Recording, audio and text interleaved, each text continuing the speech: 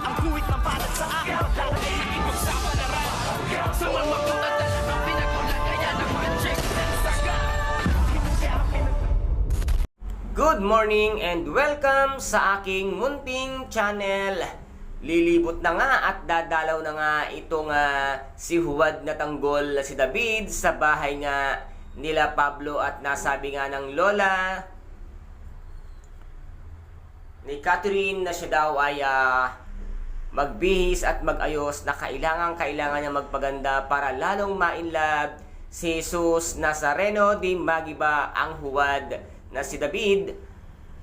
Dito kaya ay matuklasan na kaya nitong si Aling Tinding at Sinoy ang katotohanan sa pagkatao nga ni David na siya ang nagpapanggap na Jesus Nazareno di Magiba.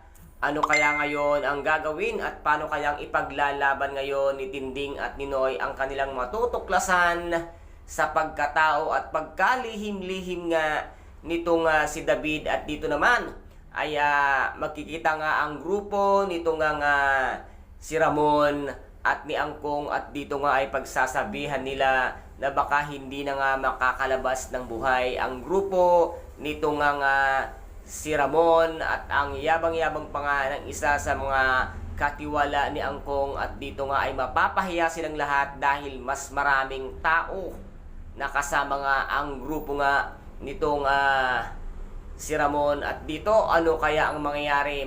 Magkakaroon kaya ng isang malaking labanan sa pagitan nga ng grupo nitong ang si Ramon at grupo ni Angkong. Ano kaya ang siyang mangyayari? At eto guys ang ating pakaabangan dito nga sa tinaguriang pambansang teleserye FPJ ang Batang Quiapo. At kung nagustuhan po ninyo ang aking videos for today, paki-subscribe na lamang po ng aking channel, paki-like and share para maging update kayo sa lahat ng gagawin kong videos. Maraming salamat po.